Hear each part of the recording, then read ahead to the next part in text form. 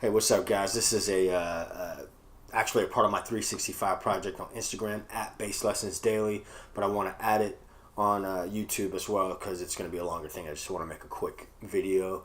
I was talking to a student today about right hand muting, and what I've noticed a lot of people do is they anchor their thumb on a pickup, and I really don't think that's a good idea, and I'm going to show you why.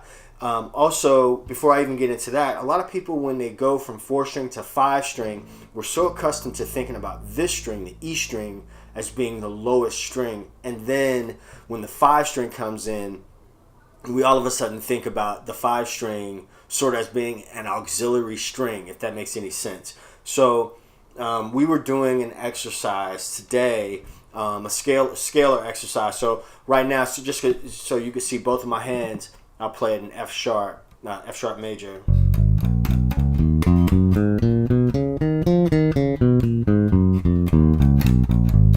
There's F sharp major in its entirety across one position, right?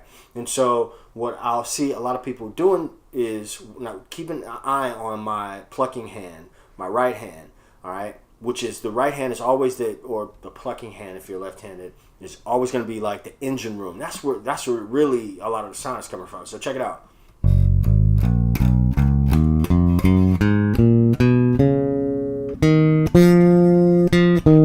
So what's happening? I'm trying to talk and play at the same time. What's happening is that those other strings, every time I leave, they're ringing, right? So watch what happens with my right hand now as I ascend the scale. So as soon as I cross over, now my thumb is not only muting the B string, but when I come to the next string, my thumb follows, and now my thumb is resting on the E string, and it's also resting against the B string. That's one of those things about extended range basses, is because you got a little extra, work to do when it comes to muting. Scott Devine put together a really dope video not too long ago saying why you shouldn't play 5-string. I think it is one of the best, 4-string versus 5-string videos I've seen. Well worth checking out. So, watch my thumb. Watch my thumb.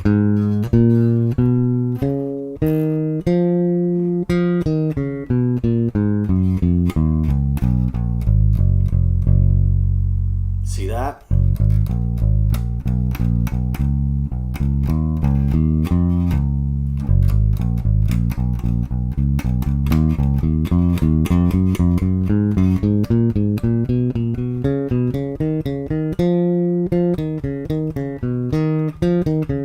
It's almost like I'm trying to talk and think and talk and play at the same time. It's kind of like that floating thumb technique that Todd Johnson talks about quite a bit. I use sort of a hybrid between the floating thumb because I don't play like that all the time. A lot of times I'm, but my thumb is movable. That's the point.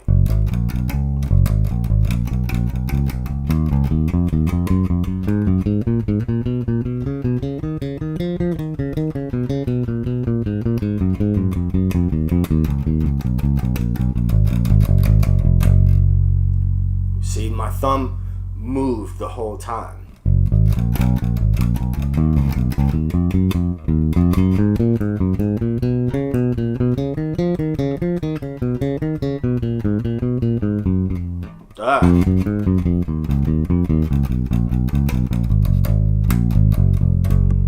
And also, I'm not thinking about, I'm thinking about the low string, that F sharp, starting from here.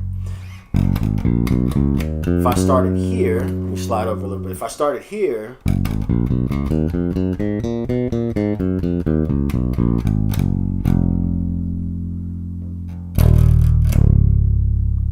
technically,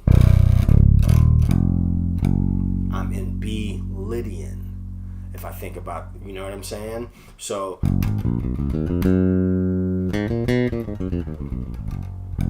this is not all of a sudden an auxiliary string. It's just that position is B Lydian, right? F sharp Ionian, right? And so on.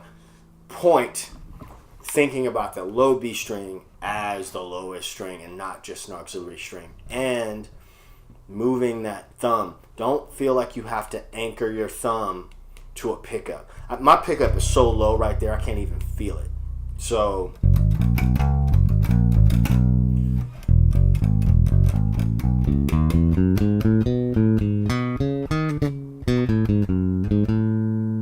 my thumb is moving, constantly moving. So anyway, that's just a little quick thing I want to throw together, and yeah, hopefully it'll help somebody. One good thing you could do is, even when you take off you're not playing anything on your left hand. Sorry, your fretting hand if you're left-handed. My fretting hand happens to be my left hand. Your fretting hand could be your right hand. But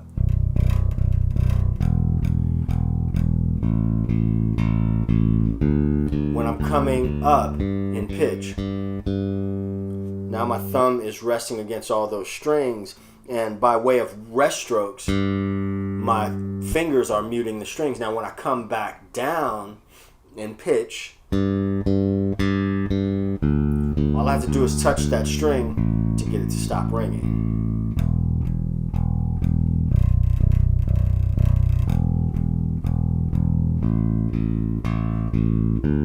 My thumb is ascending in pitch. Back down.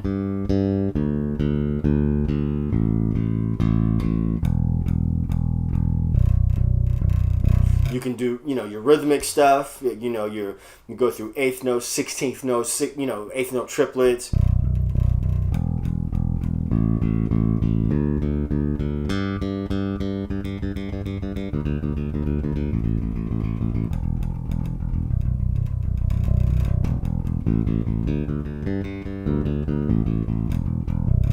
I did it a little bit faster than I want to, but anyway, hopefully you get the picture. Every day of 2017, there's a new bass groove on Instagram at Bass Lessons Daily. Sometimes I post those here, but I don't make a ton of YouTube videos these days because I'm kind of focused on the Instagram project. And also, hey man, there's a lot of great, I think there's a lot. There could be some sensory overload with some of the bass stuff out there. So there's some great stuff out there, and you don't need another guy talking about scales. But I wanted to lend my thoughts on right hand muting or plucking hand muting. All right, peace.